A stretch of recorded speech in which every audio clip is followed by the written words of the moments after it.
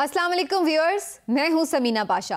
Viewers, आज आपसे बहुत अहम बातें करनी। आज ख़बरें आपके पास हैं ऑलरेडी, उनको शेयर भी हम करेंगे, लेकिन हम डॉट्स कनेक्ट करेंगे, आपको बताएंगे कि असल में हो क्या रहा है, कौन सी बात क्यों की जा रही है और किस बात के जवाब में की जा रही है।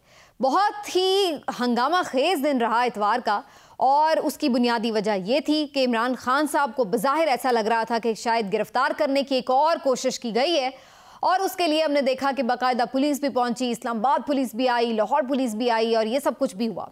ये तो एक खबर थी ही, लेकिन इसके बाद एक और खबर बड़ी आई, अहम खबर, और वो खबर थी जनाब पैमरा का नोटिस।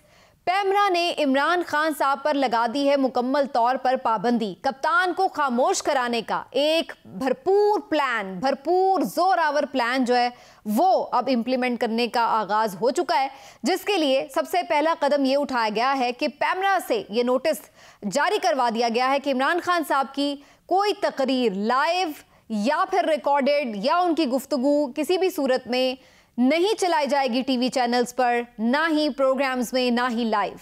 तो ये एक बड़ी पाबंदी लगा दी गई है इमरान खान साहब की तकरीर के ऊपर। अब इसकी वजह क्या है, क्यों इमरान खान साहब पर पाबंदी लगाई गई, क्या ऐसा उन्होंने कह दिया था, किसने ये पाबंदी लगवाई? सबसे पहले तो ज़रा इसका तज्जिया कर लेते हैं। व्यूअर्स, आप ये बात हमेशा याद रखें कि जो सियासी मुखालिफिन हैं, भले वो पसंद करें या नापसंद करें, एक दूसरे को बुरा भला भी कहते हैं, तनकीद भी करते हैं, सख्त अल्फाज भी इस्तेमाल करते हैं, तज़हीक भी करते हैं, लेकिन दूसरी तरफ से भी उसी तरह का जवाब आ जाया करता है। इमरान खान साहब भली कितनी ही तनकीद करें PMLN पर या दीगर जमातों पर, PDM की, पीपल्स पार्टी पर, जिस पर भी, लेकिन उनके पास ये ऑप्शन मौजूद है कि वो जवाब भरपूर अंदाज में आकर दे देते हैं, बल्कि उससे डबल करके दे देते हैं। जैसे ही खान साहब एक तकरीर करते हैं तो उसके बाद हुकूमती वज़रा और लीगी रहनुमाओं के समेत दीगर जो मुखालिफ सियासी जमातें हैं, सियासतदानों की 10 प्रेस कॉन्फ्रेंसें उसके जवाब में आ जाती हैं। और हम ये देखते हैं कि कभी अता तारड़ आ जाते हैं, मरियम औरंगज़ेब साहिबा आ जाती हैं, तलाल चौधरी आ जाते हैं, उधर से शर्जील मेमन आ जाते हैं, शाज़िया मरी आ जाती हैं, सारे एक एक करके अपनी बारी उतारते हैं। मतलब एक प्रेस कॉन्फ्रेंस उधर से होती है तो 10 इधर से होती हैं जवाब के तौर पर। लेकिन इसके बावजूद भी ये बात हजम नहीं हो रही कि खान टीवी पर क्यों आ रहा है, क्यों बोल रहा है, क्यों अपना मौक़िफ़ अवाम में दे रहा है। उसकी वजह यह है कि उसकी एक तकरीर इन सब की तकरीरों पर भारी होती है। उसकी एक तकरीर के पीछे अवाम लब्बैक कह रहे हैं, और इनकी 10 प्रेस कॉन्फ्रेंसें भी उसका असर ज़ायल करने में नाकाम नज़र आती हैं। बयानिए की जंग वो पहले ही जीत चुका है, और इसी वजह से इनकी कोशिश ये है कि उसका तोड़ इस तरह निकाला जाए कि उन्हें खामोश करा दिया जाए। और इसीलिए टीवी चैनल्स को ये हिदायत जारी की गई है कि उनकी किसी किस्म की कोई तकरीर, कुछ भी, उनकी जो गुफ्तगू है वो नशर नहीं की जाएगी। अब उसके बाद मसला क्या है? मसला ये है कि ये बुनियादी जो इंसानी हुकूक है उसकी खिलाफ वर्जी है, क्योंकि आईने पाकिस्तान ये हर शहरी को हक देता है कि वो अपना आज़ादी इजहार राय कर सकता है। उसको आज़ादी इजहार राय है, उसके पास ये हक है।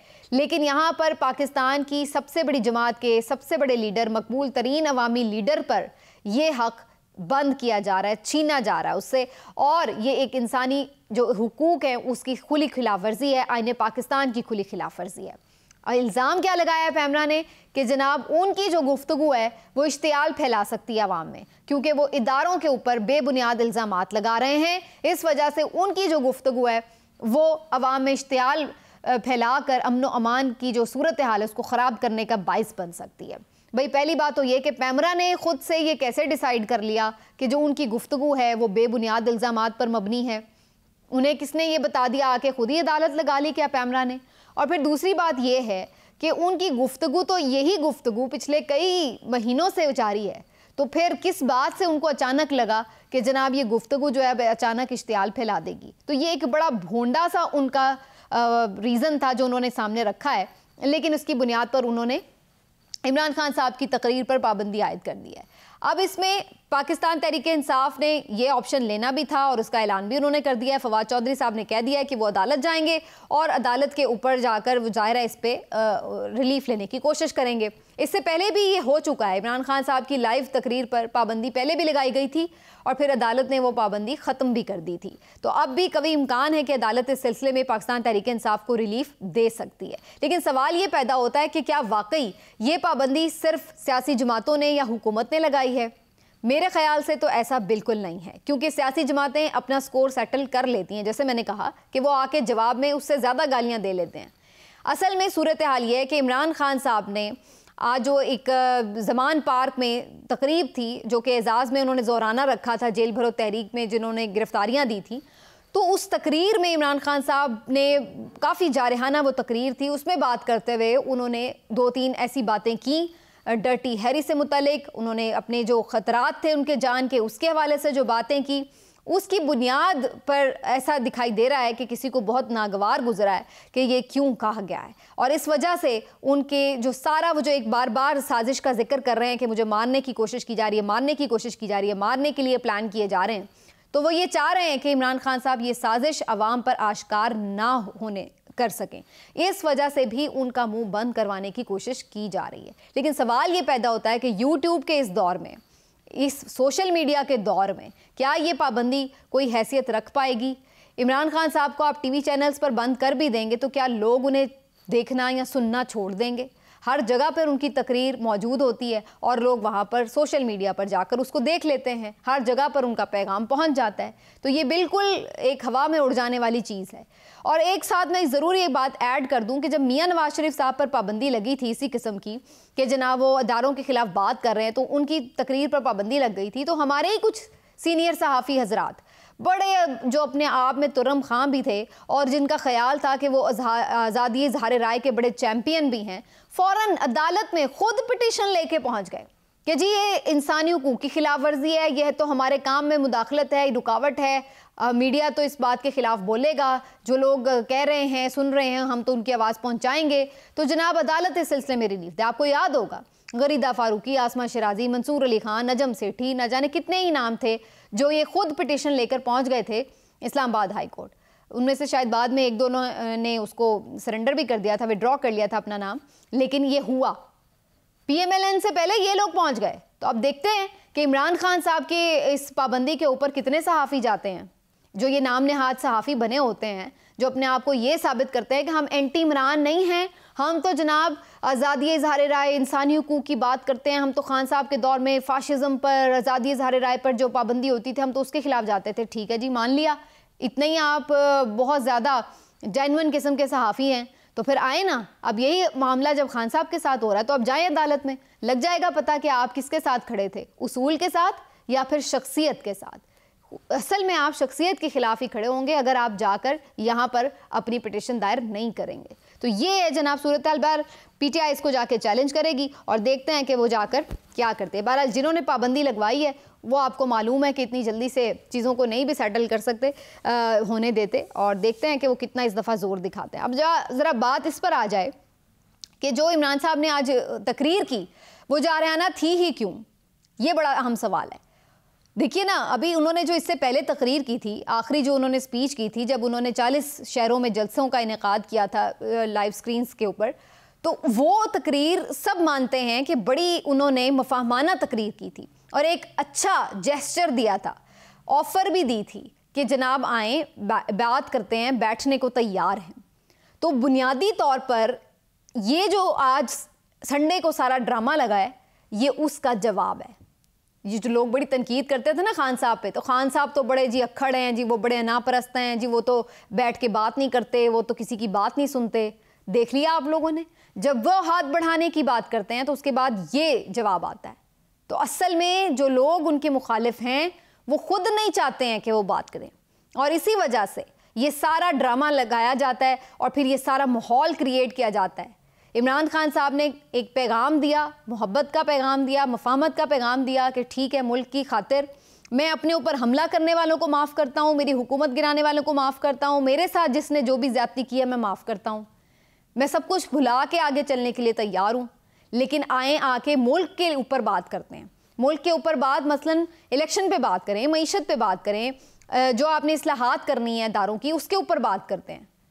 लेकिन अगर आप मुझे बुला के, मेरे साथ बिठा के मुझे ये डील्स ऑफ़र करें कि जी ठीक है, कुछ हम आपकी बात मान लेते हैं, आपके केस ख़त्म कर देते हैं, हमने जो हमारे केस ख़त्म करवाए हैं उनके ऊपर हाथ ना डालें, जो हमें NRO हमने ख़ुद को दिया है, जो हमने अपने नैब से केसेस माफ़ करवाए हैं उसके ऊपर हाथ ना डालें, दोबारा ये केसेस ना खोलें, इनके ऊपर सवाल ना करें, तो फिर जो है हम आपके साथ भी बात कर लेते हैं, आपको भी रिलीफ दे देते हैं, आपकी इंतकामी कार। वो कहते हैं मैंने ऐसे डीलें नहीं करनी, मेरे से बात करनी है, मुझसे ये बात करो भाई, ये इलेक्शन हम करवा लेते हैं, सारा इस्तेहकाम आ जाए मुल्क में, फ्री एंड फेयर इलेक्शन हो, उस पर बात करें आप अपनी डेट दें, मैं अपनी डेट देता हूँ, कहीं बात तय कर लेते हैं बीच में।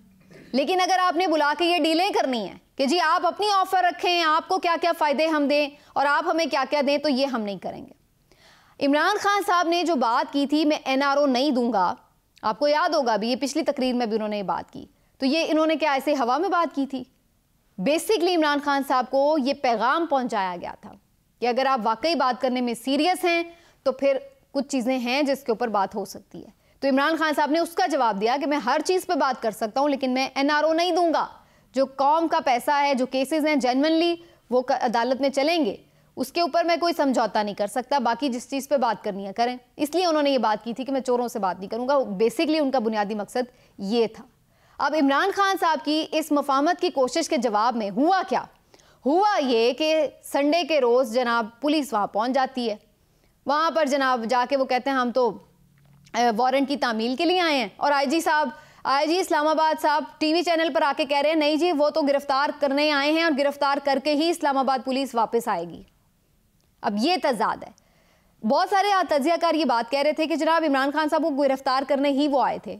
मैं वैसे ज़ाती तौर पर इस बात से इतना ज़्यादा इत्तेफाक नहीं करती। मेरा ख्याल ये है कि अगर इमरान खान साहब को वाकई गिरफ्तार करने आए होते तो फिर उनके पास बख्तरबंद गाड़ियाँ, पुलिस वैन्स और पूरी तैयारी के साथ वो आते, कैनन्स, वाटर कैनन्स लेके आते, क्योंकि उन्हें इस बात का पता है कि वहाँ पर कारकुनान मौजूद होते हैं।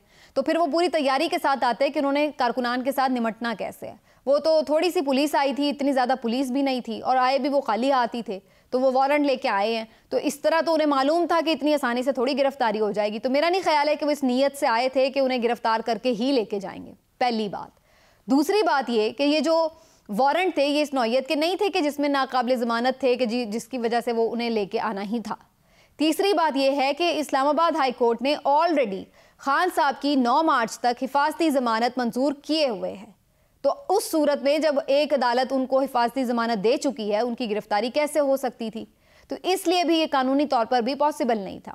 और चौथी बात यह है कि क्या इस्लामाबाद पुलिस या लाहौर पुलिस इतनी बेवकूफ़ है कि बिल्कुल दिन चढ़े जब उन्हें मालूम है कि वहाँ पर एक जम्मे गफ़ीर कारकुनान का भी मौजूद है, और आज तो जिसको कहते हैं ना नॉर्मल से ज़्यादा कारकुन और लीडर आए हुए थे। वजह ये थी कि जो जेल भरो तहरीक के कैदी थे, जो रिहा के आए हैं, लीडरान भी और कारकुनान भी, उनके एजाज़ में आज ज़ोहराना था। तो वहाँ तो पार्टी शार्टी का प्लान था।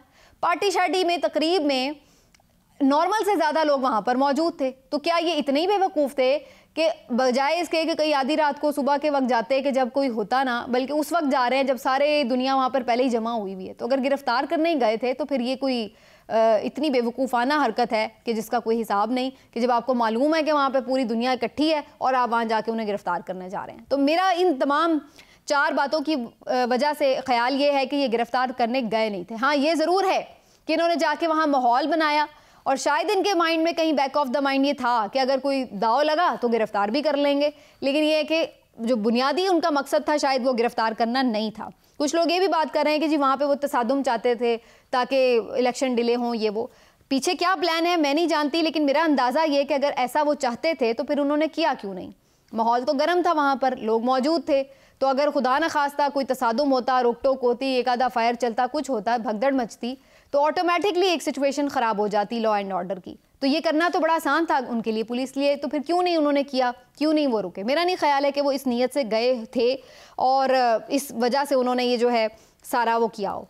लेकिन अब एक मैसेज तो बड़ा लाउड एंड क्लियर इनको मिल गया है कि इमरान खान साहब को जब भी ये कभी गिरफ्तार करने आएंगे, आज उनका नीयत थी या नहीं थी, या उससे पहले भी जितने अटैम्प्ट्स उन्होंने किए, बनी गाला में भी किए, ज़मान पार्क में भी किए, गिरफ्तारी तो उस तरह से हो नहीं सकी। लेकिन ये टेस्टर ज़रूर फेंकते जा रहे हैं, बार बार टेस्टर फेंक रहे हैं, और शायद इनका चक्कर भी यही है बीच में कि किसी वक्त भी दाव लगेगा तो ये काम कर जाएं अपना, लेकिन बुनियादी तौर पर अभी तक ये उसमें नाकाम है। और जिसको ये बर्गर क्राउड कहते हैं, जिनके बारे में इनका ख्याल था कि ये अब वो मम्मी डैडी बच्चे हैं जो ये क्या खान साहब के बस फॉलोअर्स हैं ये ट्विटर पर, उसके अलावा कुछ नहीं, तो अब उन्हें अच्छी तरह से अंदाज़ा हो चुका है कि पीटीआई अब पहले जैसी जमात नहीं रही है। इन्होंने काफ़ी मारें खा ली हैं, 25 में भी देखा है, उसके बाद भी कंटिन्यूसली जो इन लोगों ने जेलें भी भरी, सारा कुछ कर के मारें खा के अब ये पक्के हो गए हैं। तो अब ये बर्गर क्राउड नहीं रहा, अब ये लोहे के चने बन चुके हैं, इसलिए इतनी आसानी से इनके लिए चबाने आसान नहीं होंगे। एक तो ये बात, और दूसरी बात मैं आखिर में ये कहती चलूँ कि मरियम नवाज़ साहिबा ने बड़ी आज मज़े का लतीफ़ा सुनाया। मरियम नवाज़ साहिबा ने आज लतीफ़ा ये सुनाया, वैसे तो वो बड़ी खरी खरी गर्म बातें ही सुना रही होती हैं, लेकिन आज उन्होंने लतीफ़ा सुनाया। उन्होंने कहा जी, अपने वालिद मोहतरम को मुखातिब करते हुए उन्होंने कहा है कि प्लीज़ इमरान खान साहब को थोड़ी सी हिम्मत उधार दे दें, बहादुरी थोड़ी सी उधार दे दें, ये गिरफ्तारी से इतना डरा हुआ है। मतलब है कि कोई दुनिया में और बंदा ये बात करे ना तो हम मान भी लें कि अच्छा जी इमरान खान साहब ज़मानतें करवा रहे हैं, नहीं जी गिरफ्तारी दे रहे, जेल भरों में भी नहीं दी, मान भी ले बंदा। कह कौन रहा है? Look who is talking. मतलब जिनके अपने वालिद मोहतरम साहब अपनी रिपोर्टें जमा करा के और बाहर बैठे हैं, अदालतों को मतलूब हैं और 4 साल से तशरीफ़ नहीं ला रहे कि कहीं गिरफ्तार ना हो जाए, वो दूसरों को ताने मार रही हैं। मोहतरमा, अंदाज़ा लगाएं आप, ये एक लतीफ़ा ही हो सकता है आज के दौर का, इसके अलावा कुछ नहीं हो सकता। और पूरी उस पर PMLN, भैया पहले अपने लीडर को तो बुलाओ, आपकी हुकूमत है, उसके भाई की हुकूमत है और वो वापस नहीं आ रहे, और उसके बाद आप दूसरों को, वो बंदा जो यहाँ पर लोगों में मौजूद है, कैसे 74 FIRs हैं उसके ऊपर वो भुगत रहा है, उस पर अटैक भी हो चुका है, गोलियां भी लग चुकी हैं, इसके बावजूद भी वो यहीं बैठा हुआ है अपनी हुकूमतें ख़त्म करके। जो एक सेफ हेवन्स थी उसके लिए, उसने वो भी सेफ हेवन्स भी खुद अपने हाथ से ख़त्म कर ली, वो बुज़दिल है। लेकिन वो बंदा जो वहाँ एवनफील्ड अपार्टमेंट्स में जाके बैठा हुआ है, जो अदालत को ये कह के गया था कि मैं 8 हफ्ते में आ जाऊँगा वापस, वो बंदा बहादुर है और ये बंदा ये बुज़दिल है जिसकी कोई यहाँ पे हुकूमत नहीं है, जो बचाने वाला कोई नहीं है। सारा पूरा पाकिस्तान मुखालिफ हुआ पड़ा, जो रियासती इदारे हैं उस हिसाब से, पब्लिक तो साथ है लेकिन जो बाकी लोग हैं, वो बंदा बुज़दिल है। और वो बंदा जिसके सब कुछ अपना है, इस वक्त सारी स्टेट मशीनरी अपनी है, वो वापस आने की हिम्मत नहीं कर पा रहा। इलेक्शन भी सर पे खड़े हैं, फिर भी नहीं वापस आ पा रहे कि आके इलेक्शन कैंपेन लीड कर लें। लेकिन वो बहादुर है और वो लीडर है, और इमरान खान जो है वो बुज़दिल है। तो ये था आखिर में, मैंने कहा आपको जाते जाते एक लतीफ़ा भी सुना दूँ। मिलते हैं अगले व्लॉग में, अपना ख्याल रखिए, अल्लाह हाफ़िज़।